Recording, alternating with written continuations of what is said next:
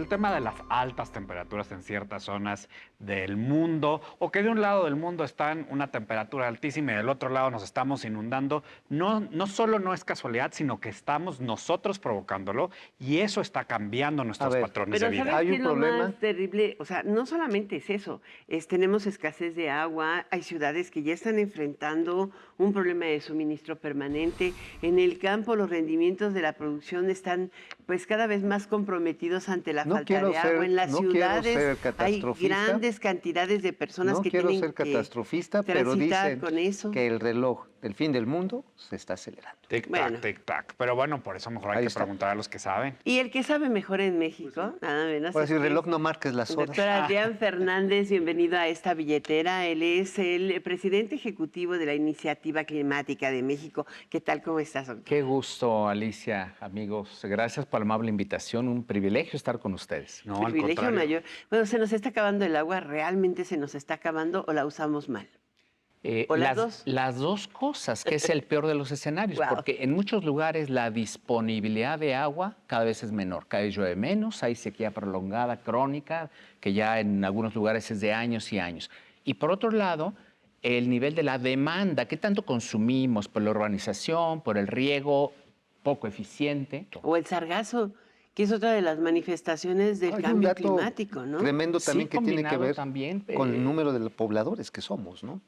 Desde luego, la demanda por recursos, ya sean energía, sea agua, tiene una relación directa, comida muy importante, tiene una relación directa, aunque no lineal, con la población. Si hay Oye. que son la población, necesitamos más insumos. El otro día unos amigos míos que estaban justamente en Londres con esta ola de calor tan alta, me estaban mandando fotos de que estaban haciendo una carne asada afuera, ¿no? Y decía yo, se están quejando del calor, pero están haciendo la carne asada y no solamente es el calor que genera El el carbón, carbón. sino lo que hay detrás del pedazo de carne que nos comemos. ¿Por qué no nos hablas más del cambio climático relacionado con nuestra vida diaria y nuestra economía? Tocas un tema fundamental.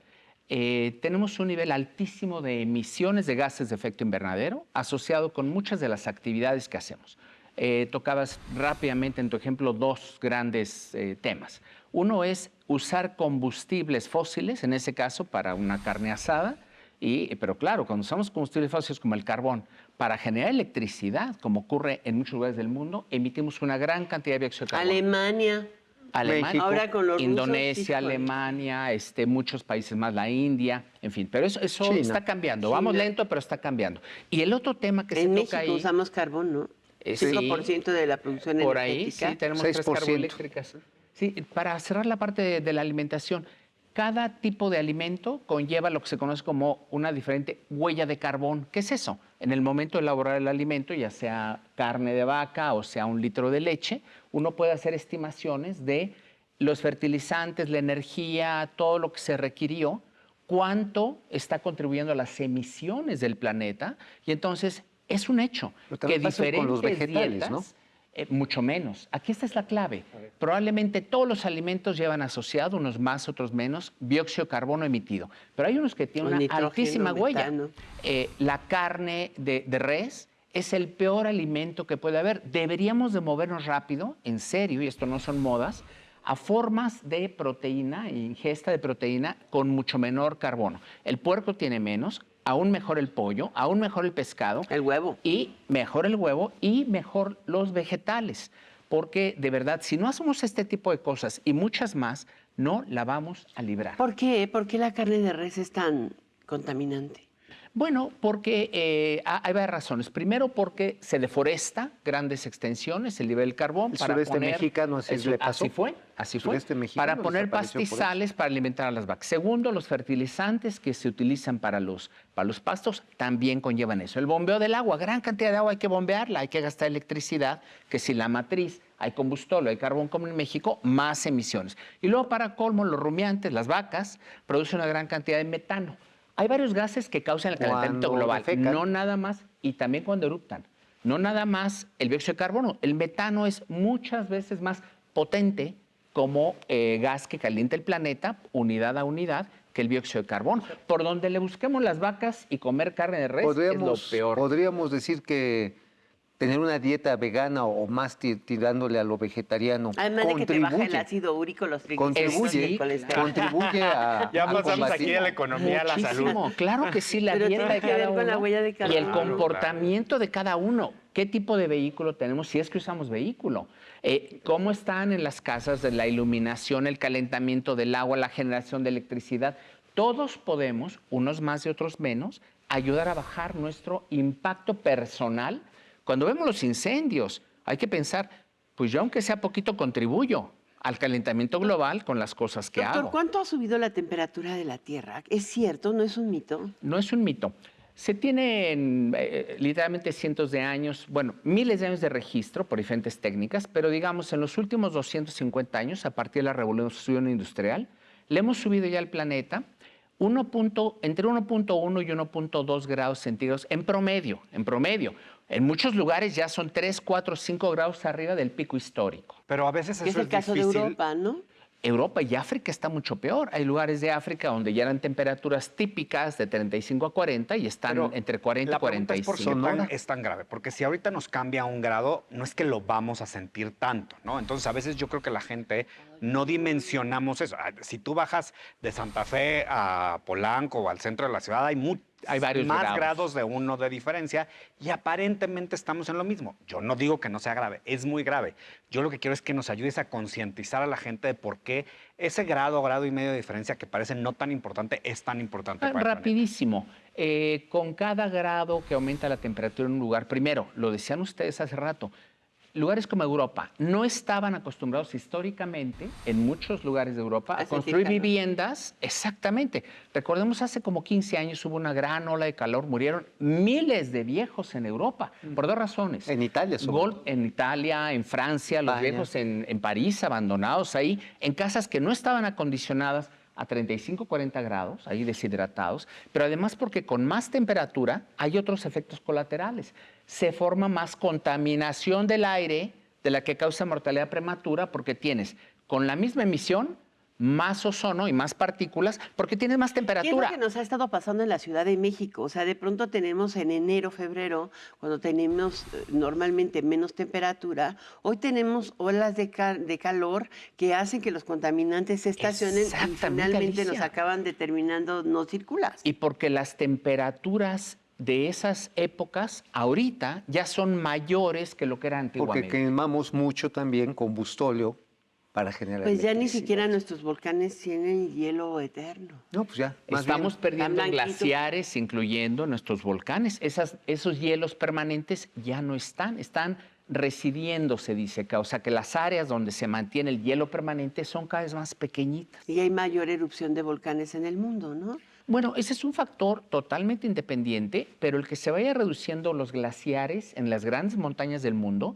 es el suministro del agua potable que va a los ríos y por eso también las sequías, no solo porque llueve menos en algunos lugares, sino porque al aumentar la temperatura tenemos menos acumulación de nieve en la época invernal. ¿no parece en los es un picos. poco una paradoja en el que los países o las sociedades desarrolladas, las poblaciones, digamos, con prosperidad, estén recibiendo lo que generaron en los países o en las zonas Lo que pobres? generamos. Lo que generaron, porque también... viene Ojalá el clima discriminara entre quién tuvo la mayor contribución actual e histórica al problema, pero no es así.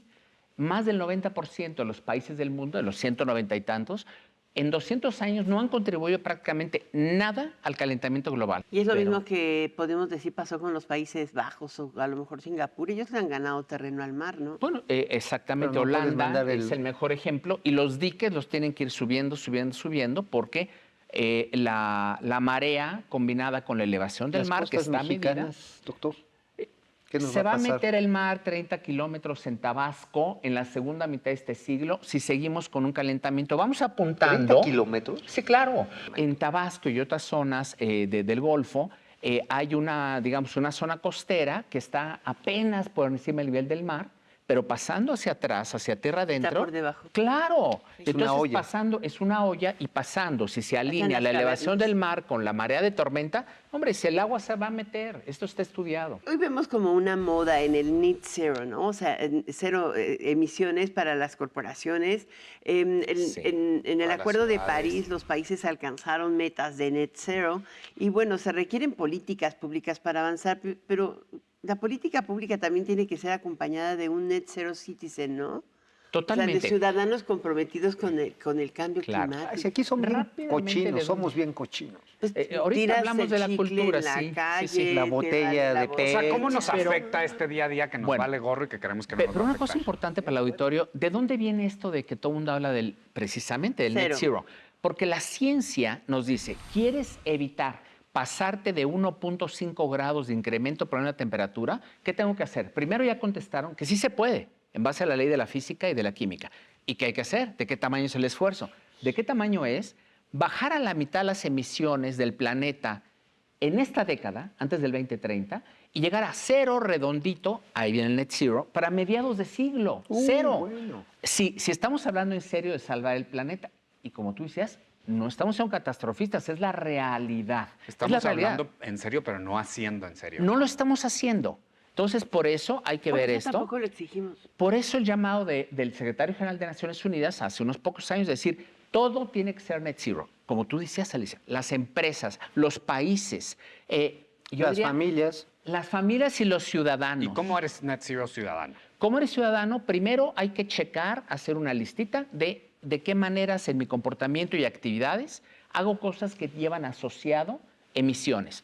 Caliento con gas el boiler, cocino todos los días, la electricidad, porque si la electricidad yo no la genero en casa, la tomo de la fuente. Cada país tiene una matriz y un promedio de emisiones para su país. México tiene un nivel relativamente alto porque usamos combustible y carbón. Hay que ir limpiando la matriz eléctrica de los países, quitando el carbón y el combustible, que por cierto en México estaría Había facilísimo. una iniciativa Facilísimo. de la Secretaría de Energía que precisamente era instalar a cuenta del FIDE, del Fideicomiso de Sí. Ahorro de Energía, paneles Así es. para captar en los hogares energía solar y con eso bajar el Efectivamente. consumo de Pero sobre energía todo fósil. tendría que hacerse en un Tendría- esfuerzo generalizado, porque hoy los paneles solares son para ricos, dicen, ¿no? Pero por No eso sería a tanto, través pero- del FIDE, para que lo Sí, pagáramos. Bueno, los una cosa ciudadanos a importante, pie. tienes razón, todavía son relativamente costosos, pero la última década bajaron 80% su precio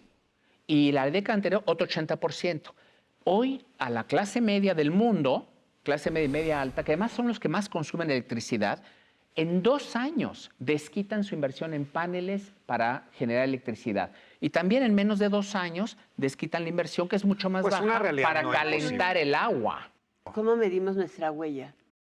Pues que nos manden un correo electrónico y les... A ver. No, hay formas rápidas de algunas cosas que pueden dar un vistazo. ¿Cuánto consumen de gas? Y el gas se usa para calentar el agua con la que nos bañamos y para cocinar. ¿Cuánto consumen y cada cuándo cargan gas? ¿Cuánto pagan de electricidad? Allá vamos. ¿Tenemos auto o no tenemos? ¿Y de cuántos cilindros es? 4, 6, 8 cilindros, es híbrido, es eléctrico. Y un llamado a la conciencia. Realmente estamos evitando hacer viajes en el automóvil que podríamos hacer en un radio, por lo menos de media hora caminando en nuestras casas. Podemos hacer muchas cosas. Eso sí es que bueno para la salud. típicamente, claro, que típicamente Y para la uno economía. agarra el coche y cuando uno empieza a hacer esto, dice, caray, yo a todo esto me venía en auto y me doy cuenta que está en un radio de media hora caminando. Muy Pues bien, muchas gracias, muchísimas Adrián doctor Fernández. Qué gusto estar con Gracias. ustedes. Muchas gracias. Nos vemos la próxima semana. Esta fue La Billetera con Adrián Fernández, director de la Iniciativa Climática de México.